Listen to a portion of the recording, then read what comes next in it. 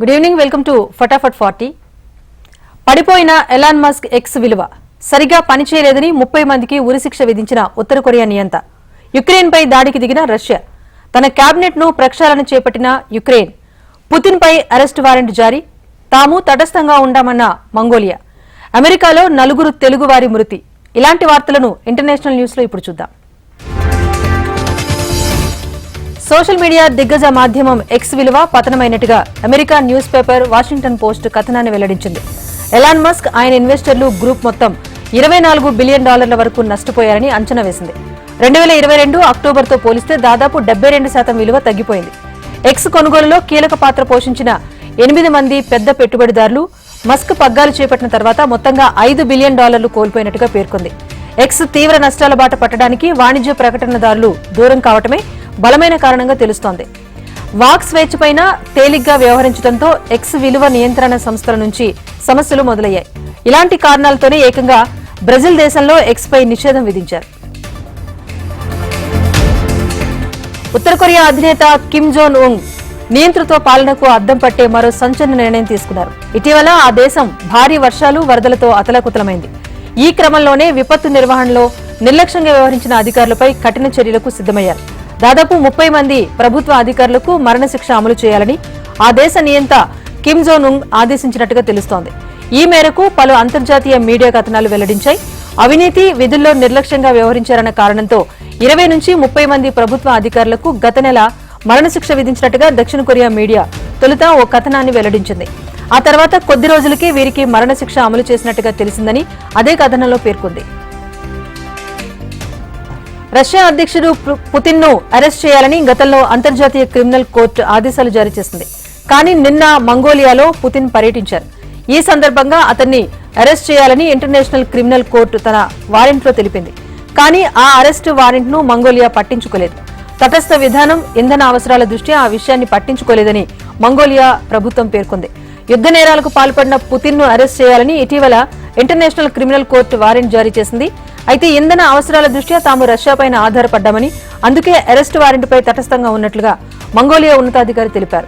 అయితే international criminal కోర్టులో Mongolia సభ్యదేశమే అయినా ఆ దేశ అవసరాలకు సరిపడగా 95% పెట్రోలియం ఉత్పత్తులతో పాటు 20% కరెంటును రష్యా మంగోలియాకు సప్లై చేస్తోంది.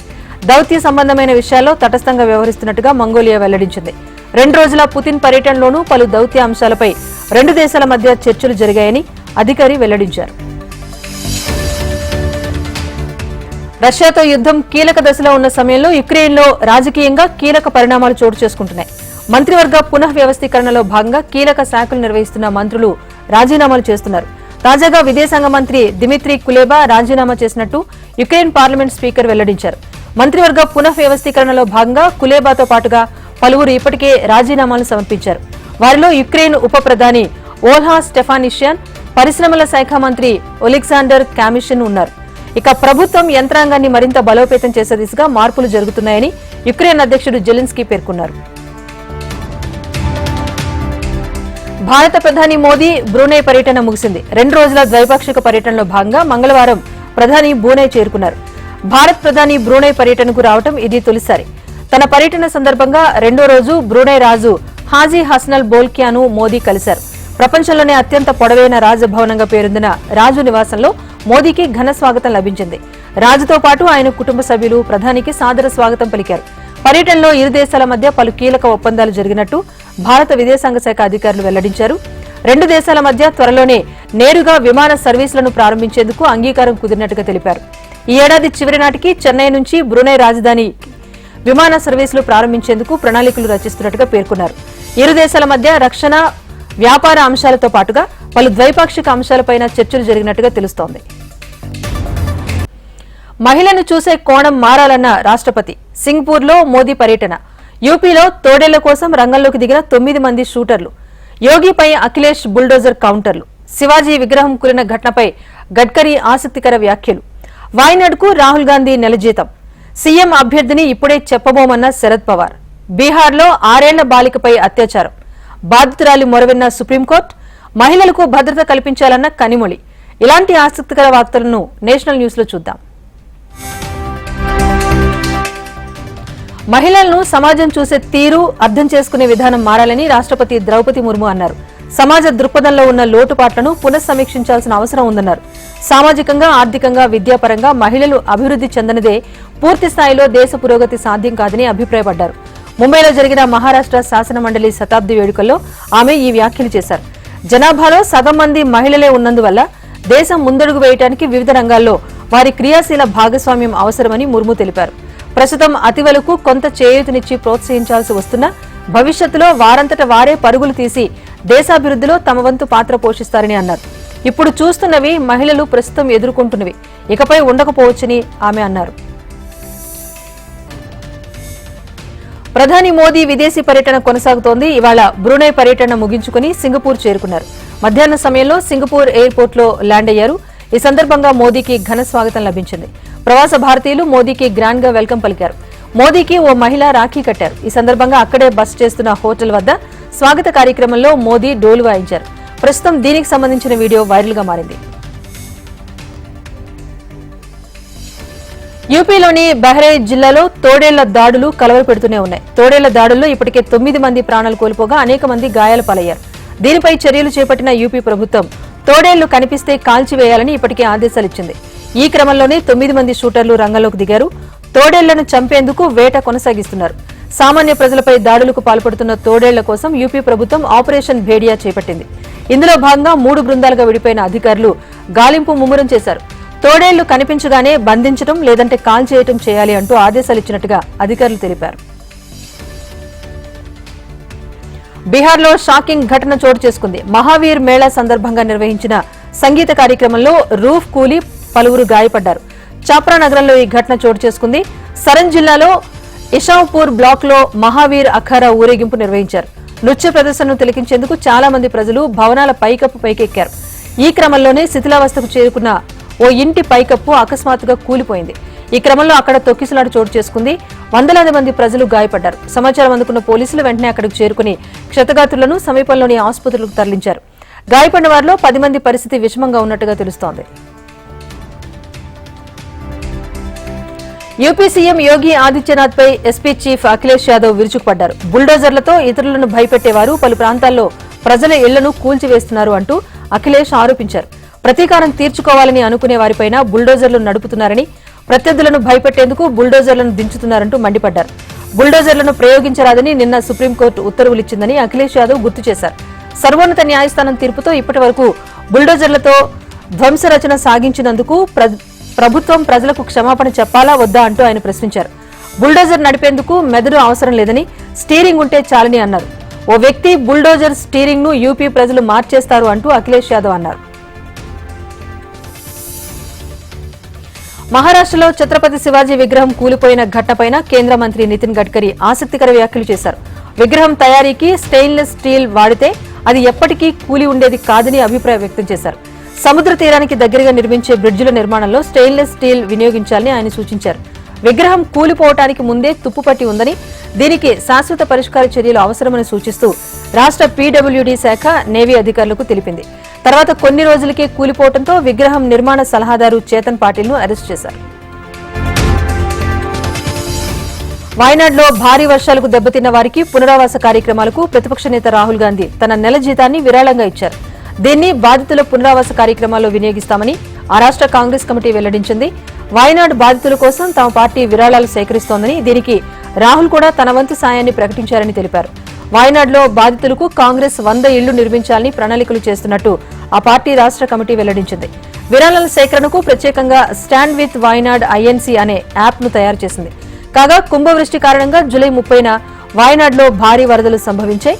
దీనికి తోడు కొండ చర్యలు విరిగిపట్టడంతో దాదాపు 200 మంది పైగా మృతి చెందారు. మరో 78 మంది ఆచూకీ గల్లంతైంది. మహారాష్ట్రలోని ప్రతిపక్ష మహావికాస్ అఘాడీ కూటమి సీఎం అభ్యర్థిని ప్రకటించాల్సిన అవసరం లేదని NCP SP chief Sharad Pawar అన్నారు. ఇక కూటమిలో ఏ పార్టీ ఎక్కువ సీట్లు గెలుస్తుందో దాని ఆధారంగా సీఎం అభ్యర్థిని నిర్ణయిస్తామని తెలిపారు. ఎంవీఏ కూటమి సీఎం అభ్యర్థిగా శివసేన యూబీటీ చీఫ్ ఉద్దవ్ ఠాక్రేను ప్రకటించాలని ఆ పార్టీ డిమాండ్ చేస్తోంది. అయితే కూటమిలో భాగమైన కాంగ్రెస్, ఎన్సీపీ, ఎస్పీ ఈ ప్రతిపాదనను పలుమార్లు తిరస్కరించాయి. ఈ నేపథ్యంలో మహారాష్ట్ర అసెంబ్లీ ఎన్నికలకు ముందే కూటమి సీఎం అభ్యర్థిని ప్రకటించాల్సిన అవసరం లేదన్నారు. ఇక సీఎం అభ్యర్థిని ప్రకటించకపోవడం వల్ల ఎలాంటి అడ్డంకి లేదన్నారు. ఢిల్లీలోని ఒక ఫ్యామిలీ కోర్టు తన భర్తకు పదే పదే విడాకులు మంజూరు చేస్తూ తనకు మాత్రం మనోవర్తి దక్కకుండా చేస్తోంది అంటూ ఓ అభాగ్యురాలు పెట్టుకున్న మొరను సుప్రీంకోర్టు ఆలకించింది. కర్ణాటకలో 1991లో పెళ్లైన ఓ మహిళ ఏడాది తర్వాత మగబిడ్డకు జన్మనిచ్చింది. ఆ తర్వాత భార్య నుంచి విడాకులు కోరుతూ భర్త ఫ్యామిలీ కోర్టుకు వెళ్లారు. భార్యకు 20 లక్షల రూపాయల భరణం చెల్లించాలని ఫ్యామిలీ కోర్టు ఆదేశాలు జారీ చేసింది. ఇప్పటి వరకు భార్యకు చిల్లి గవ్వ కూడా ముట్టలేదు. తాజాగా బాధితురాలి అభ్యర్థనపై స్పందించిన సుప్రీంకోర్టు ఇన్ని రోజుల జాప్యానికి జరిమానాగా 20 లక్షల మనోవర్తిని 30 లక్షలకు పెంచింది. వడ్డీతో సహా 3 నెలల్లో భార్యకు చెల్లించాలని భర్తకు ఆదేశాలు జారీ చేసింది. నిర్దేశిత గడువులోగా చెల్లించకపోతే అతనిపై కఠిన చర్యలు తీసుకోవచ్చని ఫ్యామిలీ కోర్టుకు సుప్రీంకోర్టు సూచించింది. బీహార్లోని గయా జిల్లాలో అమానుష ఘటన చోటు చేసుకుంది. రాత్రి ఇంట్లో నిద్రిస్తున్న 6 ఏళ్ల బాలికను 2 వ్యక్తులు కిడ్నాప్ చేశారు. ఓ చోటుకు తీసుకువెళ్లి సామూహిక లైంగిక దాడికి పాల్పడ్డారు. ఆ తర్వాత బాలికను చంపేసిన ఆ వ్యక్తులు చిన్నారి మృతదేహాన్ని సమీపంలోని మోర్హర్ నదిలో పడేశారు. కుటుంబ సభ్యులు పోలీసులకు ఫిర్యాదు చేశారు. 2 వ్యక్తులపై అనుమానం వ్యక్తం చేశారు పోలీసులు. తొలుత ఒక నిందితుడిని పోలీసులు అరెస్ట్ చేశారు. అతనిచ్చిన సమాచారంతో మరో నిందితుడిని కూడా అరెస్ట్ చేశారు. వారిని ప్రశ్నించడంతో వారు నేరాన్ని ఒప్పుకున్నారు. పలు సెక్షన్ల క్రింద కేసు నమోదు చేసి దర్యాప్తు కొనసాగిస్తున్నారు. మహిళలు పనిచేసే చోట వేధింపుల నుంచి వారిని కాపాడాల్సిన అవసరం ఉందని డీఎంకే ఎంపీ కనిమొళి అన్నారు. తమకు భద్రత కల్పించాలని మహిళలు కోరటంలో ఎలాంటి తప్పు లేదని ఆమె పేర్కొన్నారు. మహిళలపై ఏ రకమైన వేధింపులు జరగకుండా నిరోధించడం ముఖ్యమని అన్నారు. పని ప్రదేశాల్లో మహిళలను కాపాడుకోవాలని, అది మనందరి కర్తవ్యమని అన్నారు. హైడ్రా పేరుతో డబ్బులు వసూలు చేస్తున్న వారికి రంగనాథ్ మాస్ వార్నింగ్. నగరంలో కొనసాగుతున్న హైడ్రా దూకుడు. మరో 5 రోజుల పాటు భారీ వర్షాల నేపథ్యంలో బంపర్ ఆఫర్ ప్రకటించిన తెలంగాణ ఆర్టీసీ. కే సముద్రం దగ్గర రైల్వే సర్వీసులు ప్రారంభం. భద్రాచలం దగ్గర ఉప్పొంగి ప్రవహిస్తున్న గోదావరి. నోటీసులు జారీ చేసిన తెలంగాణ హైకోర్టు. ఇలాంటి ఇంట్రెస్టింగ్ వార్తలను తెలంగాణ న్యూస్ లో చూద్దాం. హైడ్రా పేరుతో బెదిరింపులు వసూళ్లకు పాల్పడితే జైలుకు పంపిస్తామని హైడ్రా కమిషనర్ రంగనాథ్ హెచ్చరించారు. సామాజిక కార్యకర్తల ముసుగులో బిల్డర్లను బెదిరిస్తున్నట్టుగా తమ దృష్టికొచ్చిందన్నారు. హైడ్రా ఉన్నతాధికారులతో పరిచయాలున్నట్టు చెప్పి వసూళ్లు చేస్తున్నట్టుగా తెలిపారు. హైడ్రా పేరుతో డబ్బులు కావాలని ఒత్తిడి చేస్తే స్థానిక పోలీస్ స్టేషన్ ఏసీబీకి ఫిర్యాదు చేయాలన్నారు. సంగారెడ్డి జిల్లా అమీన్పూర్లో డబ్బు వసూళ్లకు పాల్పడిన విప్లవ్ను పోలీసులు అరెస్ట్ చేశారు. హైడ్రా కమిషనర్ రంగనాథ్ జవహర్ నగర్ లో పర్యటించారు. జవహర్ నగర్ మున్సిపల్ పరిధిలో చెరువులను, కుంటలను, డంపింగ్ యార్డ్ను పరిశీలించారు. స్థానికంగా గుడిసెలు వేసుకున్న పలువురితో కమిషనర్ మాట్లాడారు. బఫర్ జోన్ పరిధిలో ఉన్న ఇళ్ల నిర్మాణాలను తొలగించాల్సి ఉంటుందని చెప్పడంతో పేద ప్రజలు ఆందోళన వ్యక్తం చేశారు. పేదలకు నష్టం జరగకుండా చర్యలు తీసుకుంటామన్నారు. తెలంగాణలో వర్షాలు దంచుకొడుతున్నాయి. తాజాగా వర్షాలపై వాతావరణ శాఖ మరో కీలకమైన అప్డేట్ అందించింది. రాబోయే 5 రోజుల పాటు పలు జిల్లాల్లో భారీ నుంచి అతి భారీ వర్షాలు కురిసే అవకాశం ఉందని హెచ్చరించింది. వాయువ్య బంగాళాఖాతంలో అల్పపీడనం ఏర్పడే అవకాశం ఉందని తెలిపింది. ఈ క్రమంలో రాగల 5 రోజుల్లో భారీ వర్షాలు కురుస్తాయని పలు జిల్లాలకు ఆరెంజ్, మరికొన్ని జిల్లాలకు ఎల్లో అలర్ట్ ను జారీ చేసింది. భారీ వర్షాలు, వరదలు తెలుగు రాష్ట్రాలను అతలాకుతలం చేస్తున్నాయి. దీంతో 2 రాష్ట్రాల మధ్య రాకపోకలు సాగించే ప్రయాణికులు గత కొన్ని రోజులుగా తీవ్రమైన ఇబ్బందులు ఎదుర్కొంటున్నారు. ఈ నేపథ్యంలో తెలంగాణ ఆర్టీసీ కీలక నిర్ణయం తీసుకుంది. హైదరాబాద్, విజయవాడ మధ్య రాకపోకలు సాగించే ప్రయాణికులకు టికెట్ ధరలో 10% రాయితీ ఇవ్వనున్నట్టుగా తెలంగాణ ఆర్టీసీ ప్రకటించింది. రాజధాని, ఏసీ, సూపర్ లగ్జరీ బస్సుల్లో ఈ రాయితీ వర్తిస్తుందని టీజీఆర్టీసీ వెల్లడించింది. ముందస్తు రిజర్వేషన్ కోసం సైట్లో టికెట్లు బుక్ చేసుకోవాలని ఆర్టీసీ అధికారులు సూచించారు. భారీ వర్షాలు, వరదలతో రైల్వే ట్రాక్ దెబ్బతినడంతో విజయవాడ, హైదరాబాద్ మధ్య రైళ్ల రాకపోకలు నిలిచిపోయాయి. మహబూబాబాద్ జిల్లా కే సముద్రం సమీపంలో ట్రాక్ మరమ్మతుల పనులు పూర్తి కావడంతో రైలు సర్వీసులు పునః ప్రారంభమయ్యాయి. హైదరాబాద్ వెళ్లే రైళ్లను వరంగల్ మీదుగా తరలిస్తున్నారు. ట్రయల్ రన్ లో భాగంగా విజయవాడ నుంచి గోల్కొండ ఎక్స్ప్రెస్ ను తొలుత నడిపించారు. ఇప్పటి వరకు ఆఫ్ లైన్ లో సర్వీసులను పునరుద్దరించామని, డౌన్ లైన్ లో ఈ రోజు రాత్రి వరకు కూడా పనులు పూర్తి చేస్తామని రైల్వే అధికారులు తెలిపారు. జూబ్లీహిల్స్ ప్రాంతంలో కొండరాళ్ల తొలగింపుకు పేలుళ్లు జరగడంపై తెలంగాణ హైకోర్టు విచారణ జరిపింది. వాదనల సందర్భంగా ప్రతివాదులకు సీజే ధర్మాసనం నోటీసులు జారీ చేసింది. పేలుళ్ల తర్వాత బండరాలను పెద్ద వాహనాల్లో తరలిస్తున్నారని జస్టిస్ భీమపాక నగేష్ లేఖలో పేర్కొన్నారు. ఆ లేఖను సీజే ధర్మాసనం ప్రజా ప్రయోజన వ్యాజ్యంగా స్వీకరించి విచారణ చేపట్టింది. భూగర్భ గనులు, పర్యావరణ శాఖ, పురపాలక శాఖల ముఖ్య కార్యదర్శులు, కాలుష్య నియంత్రణ మండలి జీహెచ్ఎంసీ కమిషనర్ కు నోటీసులు జారీ చేసింది. అనంతరం విచారణను వాయిదా వేసింది. ఎగువన కురుస్తున్న భారీ వర్షాలతో భద్రాచలంలో గోదావరికి వరద పోటెత్తుతోంది. గంట గంటకు వరద ఉధృతి పెరుగుతోంది. నీటి మట్టం 43.1 అడుగులకు చేరటంతో అధికారులు మొదటి ప్రమాద హెచ్చరిక జారీ చేశారు. ఈ క్రమంలో లోతట్టు ప్రాంతాల ప్రజలు అప్రమత్తంగా ఉండాలని కలెక్టర్ జితేష్ వి పాటిల్ సూచించారు. వాగులు, చెరువుల వద్దకు ఎవరూ సందర్శకులు వెళ్లకూడదని, మత్స్యకారులు గోదావరి వద్దకు వెళ్లొద్దని అధికారులు హెచ్చరించారు. గత ప్రభుత్వంపై మండిపడ్డ చంద్రబాబు మాట్లాడే ముందు సాయం చేయాలన్న పవన్, వైసీపీ నేతలకు హైకోర్టులో చుక్కెదురు. ముంపు గ్రామాలపై కేంద్రం ఏరియల్ సర్వే, మాజీ ఎమ్మెల్యేకు చేదు అనుభవం, చింతూరును ముంచేస్తున్న శబరి, గోదావరి. ఇలాంటి వార్తలను ఏపీ న్యూస్ లో చూద్దాం. బుడమేరులాగే విజయవాడకు ఎక్కువ నష్టం కలిగిందన్నారు. ఇక సీఎం చంద్రబాబు గతంలో బుడమేరు గండ్లను పూడ్చి ఉంటే ఇంత నష్టం వచ్చేది కాదన్నారు. ఆక్రమణల కారణంగా వాగు కనిపించకుండా పోయిందని, వైఎస్ఆర్ సీఎంగా ఉన్నప్పుడు బుడమేరును డైవర్ట్ చేశారని అన్నారు. ప్రభుత్వానికి ప్రజలు సహకరిస్తున్నారని, రేపటి నుంచి నిత్యావసరాల పంపిణీ మొదలు పెడతామని సీఎం చంద్రబాబు వెల్లడించారు. విపత్తు సమయంలో రాష్ట్రంలో సహాయక చర్యలు ముమ్మరంగా సాగుతున్నాయని డిప్యూటీ సీఎం పవన్ కళ్యాణ్ అన్నారు. బుడమేరులోని 90% ఆక్రమణలే విజయవాడకు శాపంగా మారాయని పవన్ అన్నారు. ఇలాంటి పరిస్థితుల్లో సీఎం చంద్రబాబు సమర్థవంతంగా పనిచేస్తున్నారంటూ కొనియాడారు. ఆయన్ను అభినందించాల్సింది పోయి విమర్శలు చేయడం సరికాదని వైసీపీ నేతలను ఉద్దేశించి వ్యాఖ్యలు చేశారు. వ్యాఖ్యలు చేసే ముందు వైసీపీ నేతలు సహాయక చర్యల్లో పాల్గొనాలని హితవు పలికారు పవన్ కళ్యాణ్. వైసీపీ నేతలకు హైకోర్టులో మరోసారి ఎదురుదెబ్బ తగిలింది. టీడీపీ కార్యాలయం, చంద్రబాబు నివాసంపై దాడి కేసుల్లో ముందస్తు బెయిల్ నిరాకరిస్తూ ఉన్నత న్యాయస్థానం ఆదేశాలు జారీ చేసింది. దీనిపై సుప్రీంకోర్టులో అప్పీల్ చేసుకునేందుకు 2 వారాల పాటు అరెస్ట్ నుంచి రక్షణ కల్పించాలని వైసీపీ నేతలు సుప్రీంకోర్టును విజ్ఞప్తి చేశారు. అరెస్ట్ నుంచి మినహాయింపు ఇవ్వొద్దని టీడీపీ తరపు న్యాయవాదులు కోర్టును కోరారు. దీనిపై హైకోర్టు నిర్ణయాన్ని వెలువరించింది. వైసీపీ నేతల విజ్ఞప్తిని తిరస్కరిస్తూ ఉత్తర్వులు జారీ చేసింది. టీడీపీ కార్యాలయంపై దాడి కేసులో దేవినేని అవినాష్, నందిగం సురేష్, లేళ్ల అప్పిరెడ్డి, తలసిల రఘురాం నిందితులుగా ఉన్నారు. చంద్రబాబు నివాసంపై దాడి కేసులో జోగి రమేష్ నిందితుడిగా ఉన్నారు. భారీ వర్షాలతో ఏపీ, తెలంగాణలో నష్టం వాటిల్లిన నేపథ్యంలో వెంటనే ఏరియల్ సర్వే చేపట్టాలని కేంద్ర మంత్రులు బండి సంజయ్, కిషన్ రెడ్డి కేంద్ర హోంమంత్రి అమిత్ షా దృష్టికి తీసుకువెళ్లారు. దీనిపై అమిత్ షా సానుకూలంగా స్పందించినట్టుగా తెలుస్తోంది. తెలంగాణ, ఆంధ్రప్రదేశ్లలో ఏరియల్ సర్వేకు కేంద్రం సిద్దమైంది. కేంద్ర మంత్రి ఆధ్వర్యంలోని ఉన్నతాధికారుల బృందం తెలుగు రాష్ట్రాల్లో దెబ్బతిన్న ప్రాంతాల్లో ఏరియల్ సర్వే చేపట్టనుంది. ఏపీలో వరద ఉధృతిని AP PCC chief YS Sharmila పరిశీలించారు. విజయవాడలో వచ్చిన వరద కేంద్రానికి వరదంతా కూడా కేంద్రానికి కనిపించడం లేదా అంటూ ప్రశ్నించారామె. ఆంధ్ర రాష్ట్ర విపత్తును జాతీయ విపత్తుగా పరిగణించాలని షర్మిల డిమాండ్ చేశారు. ప్రాణాలు కోల్పోయిన కుటుంబాలకు కనీసం 25 లక్షలు, పంట నష్టపోయిన రైతుకు ఎకరాకు 25,000 రూపాయల చొప్పున పరిహారం చెల్లించాలని డిమాండ్ చేశారు. చంద్రబాబు చేస్తున్న సహాయక చర్యలు సంతోషకరమైనప్పటికీ గ్రౌండ్ లెవెల్లో చేరటం లేదన్నారు షర్మిల. తెలంగాణలో హైడ్రా మాదిరిగా బుడమేరు ఆక్రమణలు తొలగించాలని షర్మిల సూచించారు. ఎన్టీఆర్ జిల్లా నందిగామ మాజీ ఎమ్మెల్యే మొండితోక జగన్మోహన్ రావుకు చేదు అనుభవం ఎదురైంది. వరద నీరు చేరటంతో కొత్తపేట తదితర గ్రామాలకు చెందిన వరద బాధితులు పునరావాస కేంద్రాల్లో ఉండగా వారిని పరామర్శించడానికి మాజీ ఎమ్మెల్యే జగన్మోహన్ రావు వెళ్లారు. 3 రోజులుగా తాము ఇబ్బందులు పడుతుంటే ఈ రోజు వచ్చారా అంటూ ఎమ్మెల్యే కార్యకర్తలపైన వరద బాధితులు విరుచుకుపడ్డారు.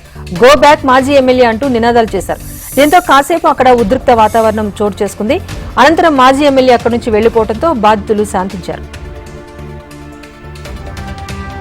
అల్లూరి సీతారామరాజు జిల్లా చింతూరు దగ్గర గోదావరి, శబరి నదులు ఉప్పొంగి ప్రవహించడంతో విలీన మండలాల్లోని లోతట్టు గ్రామాల ప్రజలు బెంబేలెత్తిపోతున్నారు. గోదావరిలో భారీగా నీరు చేరి ఉగ్రరూపం దాల్చి ప్రవహిస్తోంది. దీంతో లోతట్టు ప్రాంతాలు జల దిగ్బంధంలో చిక్కుకున్నాయి. చింతూరు, వీఆర్పురం మండలాలకు రాకపోకలు నిలిచిపోయాయి. జలమయమైన రహదారులను లోతట్టు ప్రాంత ప్రజలు ప్రాణాలు గుప్పెట్లు పెట్టుకుని నదిని దాటాల్సిన పరిస్థితి నెలకొంది. అనంతపురంలో దులీప్ ట్రోఫీ క్రికెట్ టోర్నమెంట్ ను ఆంధ్ర క్రికెట్ అసోసియేషన్ నిర్వహిస్తోంది. దేశంలో అతి తక్కువ వర్షపాతం కురిసే ప్రాంతం కావడంతో, వర్షాకాలం కావడంతో క్రికెట్ మ్యాచ్లకు అంతరాయం లేకుండా ఉండేందుకు దులీప్ ట్రోఫీ అనంతపురంలో నిర్వహిస్తున్నారు. ఆటగాళ్లు ఇప్పటికే మైదానంలో సాధన మొదలుపెట్టారు. దేశవాళీ క్రికెట్లో ఆడే ప్రతి క్రికెటర్ ఈ దులీప్ ట్రోఫీలో ఆడనున్నారు. శ్రేయస్ అయ్యర్, రుతురాజ్ గైక్వాడ్ ఈ మేరకు వివరాలు వెల్లడించారు. ఎన్టీఆర్ జిల్లా ఇబ్రహీంపట్నం వరద ప్రాంతాలను మంత్రి నారా లోకేష్ పరిశీలించారు. జీ కొండూరు మండలంలోని బుడమేరు వాగును లోకేష్ పరిశీలించారు.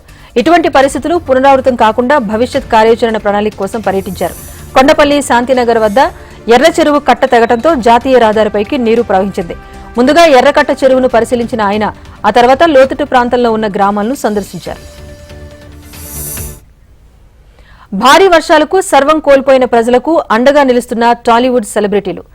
తాను పనిచేసిన సినిమాపై ఆసక్తికర వ్యాఖ్యలు చేసిన తమన్. ఇలాంటి డీటెయిల్స్ సినిమా న్యూస్ లో చూద్దాం. భారీ వర్షాల కారణంగా వరద ముంపుతో నిరాశ్రయులైన బాధితుల కోసం సినీ సెలబ్రిటీస్ అండగా నిలిచేందుకు ముందుకొస్తున్నారు. టాలీవుడ్ ప్రముఖులు తమ వంతుగా విరాళాలను అందిస్తున్నారు. తాజాగా వైజయంతి మూవీస్ 45 లక్షల రూపాయల విరాళాన్ని ప్రకటించింది. ఆంధ్రప్రదేశ్ సీఎం రిలీఫ్ ఫండ్ కు 25 లక్షలు, తెలంగాణ సీఎం రిలీఫ్ ఫండ్ కు 20 లక్షలు ప్రకటించింది. స్టార్ యాక్టర్ రామ్ చరణ్ ₹1 విరాళంగా అందిస్తున్నట్టుగా ప్రకటించారు. అంతకుముందు చిరంజీవి సైతం ₹1 విరాళంగా ప్రకటించారు. సినీ నటుడు అలీ 2 రాష్ట్రాలకు ₹6 లక్షల విరాళంగా ప్రకటించారు. తాను సంగీత దర్శకుడిగా వర్క్ చేస్తున్న ఓ సినిమాను ఉద్దేశించి తమన్ కీలక వ్యాఖ్యలు చేశారు. నెగిటివ్ కామెంట్స్ చేసేవారిని ఉద్దేశించి ఆయన వ్యాఖ్యలు చేసినట్టుగా తెలుస్తోంది. నెగిటివ్ కామెంట్స్ చేయడం వల్ల, నెగిటివ్ ట్రెండ్స్ వల్ల ఉపయోగం ఏంటని ప్రశ్నించారు. దీనివల్ల ఓ సినిమా దాని గొప్పతనం దెబ్బతింటుందని అన్నారు. తమ టీం 2 ఏళ్లుగా అద్భుతాన్ని చూపించేందుకు ఎదురు చూస్తోందన్నారు. నెగిటివ్ కామెంట్స్ వల్ల సినిమా ఇమేజ్ దెబ్బతింటుందన్నారు. తమకు పాజిటివ్ ఎనర్జీ ఇవ్వాలి కానీ ఇలాంటి నెగిటివ్ వ్యాఖ్యలు చేయొద్దంటూ విజ్ఞప్తి చేశారు. ఐపీఎల్లో రాహుల్ ద్రవిడ్ కంబ్యాక్ ఇస్తారా? పాకిస్తాన్ మరో ఎదురు దెబ్బ. ఇలాంటి వార్తలను స్పోర్ట్స్ న్యూస్ లో చూద్దాం. భారత క్రికెట్ అభిమానులు ది వాల్ అని పిలుచుకునే మిస్టర్ డిపెండబుల్ రాహుల్ ద్రవిడ్ మళ్లీ ఇండియన్ ప్రీమియర్ లీగ్ లోకి రీ ఎంట్రీ ఇవ్వబోతున్నట్టుగా తెలుస్తోంది. 11 ఏళ్ల సుదీర్ఘ విరామం తర్వాత భారత్ కు ఐసీసీ ట్రోఫీని అందించడంలో కీలక పాత్ర పోషించిన ద్రవిడ్ గతంలో తాను సారథిగా వ్యవహరించి మెంటర్ గా కూడా పనిచేసిన రాజస్థాన్ రాయల్స్ కు వచ్చే సీజన్ నుంచి హెడ్ కోచ్ గా ఉండబోతున్నట్టుగా తెలుస్తోంది. ఈ మేరకు అతడు ఒప్పంద ప్రక్రియను పూర్తి చేసినట్టుగా సమాచారం.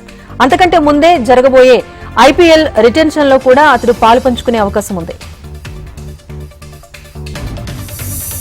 పాకిస్తాన్ క్రికెట్ టీం కు దెబ్బ మీద దెబ్బ తగులుతోంది. బంగ్లాదేశ్ చేతిలో టెస్ట్ సిరీస్ ను కోల్పోయిన పాకిస్తాన్ వరల్డ్ టెస్ట్ ఛాంపియన్షిప్ టేబుల్లో 8వ స్థానానికి పడిపోయింది. ఇప్పుడు ఐసీసీ విడుదల చేసిన ర్యాంకింగ్స్ లోనూ పాక్ పరిస్థితి దారుణంగా తయారైంది. ఏకంగా 8వ ర్యాంకు పడిపోయింది. స్వదేశంలో సిరీస్ ఓటమితో పాక్ పాయింట్స్ తగ్గిపోయాయి. వరుసగా 2 మ్యాచ్ల్లో ఓడిపోవడంతో పాయింట్స్ కోల్పోయినట్టుగా ఐసీసీ ప్రకటించింది. 2000 కోట్ల పెట్టుబడులు పెట్టనున్న జాక్సన్ సోలార్ కంపెనీ నష్టాల్లో స్టాక్ మార్కెట్లు. ఇలాంటి వార్తలు బిజినెస్ న్యూస్ లో చూద్దాం. జాక్సన్ గ్రూప్ అనుబంధ సంస్థ జాక్సన్ ఇంజనీర్స్ తన సోలార్ తయారీ వ్యాపారాన్ని విస్తరించేందుకు 2000 కోట్ల పెట్టుబడి పెట్టాలని యోచిస్తున్నట్టుగా తెలుస్తోంది. 2500 మెగావాట్ల సోలార్ సెల్ సౌకర్యాన్ని నెలకొల్పేందుకు ప్రస్తుతం ఉన్న ప్లాంట్ ను 2000 మెగావాట్లకు విస్తరించనుంది. దీన్ని 2 దశల్లో అభివృద్ధి చేసేందుకు ప్రణాళిక చేస్తున్నట్టుగా తెలుస్తోంది. దేశీయ స్టాక్ మార్కెట్లు బుధవారం భారీ నష్టాల్లో ముగిశాయి. దాదాపు 14 రోజుల పాటు లాభాల బాటలో కొనసాగిన మార్కెట్లు తొలిసారి నష్టాల్లోకి జారుకున్నాయి. అంతర్జాతీయ మార్కెట్లలోని ప్రతికూల పవనాలు దేశీయ మార్కెట్లపై భారీగా ప్రభావాన్ని చూపించాయి. అమెరికాలో ఆర్థిక మాంద్యం, ఫెడరల్ రిజర్వ్ వడ్డీ రేట్లను తగ్గించే అవకాశం ఉందన్న వార్తల నేపథ్యంలో పెట్టుబడిదారులు అప్రమత్తంగా వ్యవహరిస్తున్నారు. ఈ క్రమంలో మార్కెట్లో అమ్మకాల ఒత్తిడికి దారితీసింది. రియల్టీ, ఎఫ్ఎంసీజీ, ఫార్మా మినహా అన్ని రంగాల్లో నష్టాలు తప్పలేదు. ఇవి ఫటాఫట్ 40. Keep watching HM TV. వార్త ఆగదు, నిజం దాగదు.